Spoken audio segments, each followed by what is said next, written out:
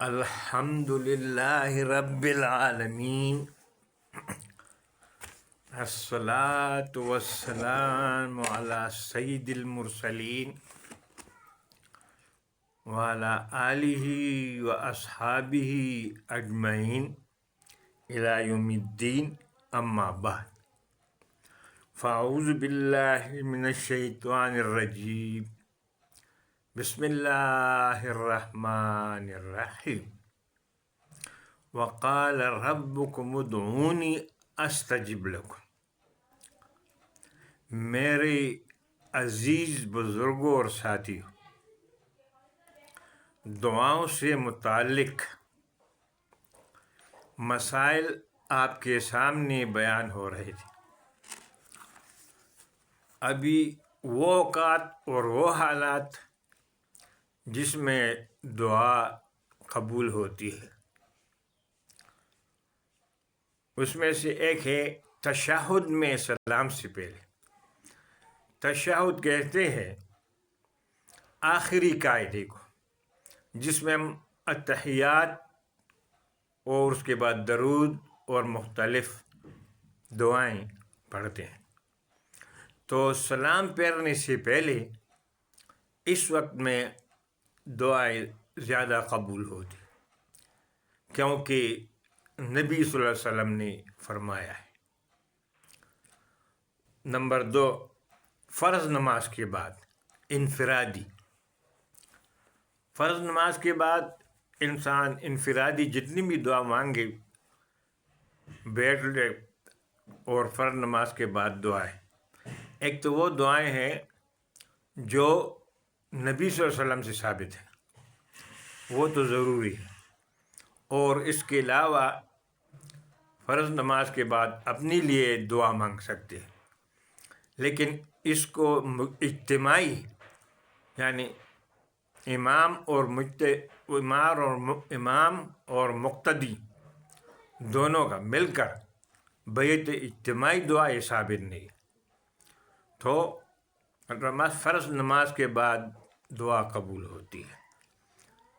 اس کے بعد سجدوں میں بہت زیادہ دعا قبول ہوتی ہے۔ فرض نماز میں تو آپ وہ دعا پڑھیں گے جو نبی صلی اللہ علیہ وسلم سے ثابت ہے۔ البتہ نفلی نمازوں میں اور دعائیں پڑھ سکتے ہیں، لیکن عربی زبان میں۔ تو نفلی اور مستحب نمازوں میں پڑھ سکتے ہیں، لیکن عربی میں۔ مثلا اللہم انک عفو تحب العفو فاعف عنی، اے اللہ تو سراپا معاف کرنے والا ہے، اور جو معافی مانگتے ہیں اس کو آپ پسند بھی کرتے ہیں، بس اے اللہ مجھے بخش دے۔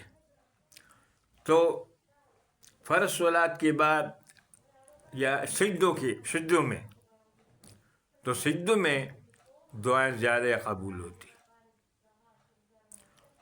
اور جتنی بھی انسان کوشش کرے سجدے میں تو دعائیں مانگے، کیونکہ رسول اللہ صلی اللہ علیہ وسلم فرماتے ہیں کہ سجدے میں ایک مسلمان اپنے رب کو بہت قریب ہوتا ہے، بہت قریب ہوتا ہے۔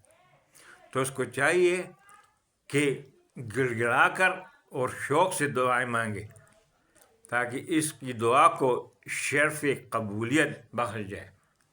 پھر قرآن کی تلاوت کے بعد، قرآن یہ اللہ کا کلام ہے، کتاب ہے، جب انسان قرآن کی تلاوت کرتے ہیں تو اس کے بعد دعا مانگنا چاہیے، بہت صحیح طریقے سے قبول ہوتی ہے۔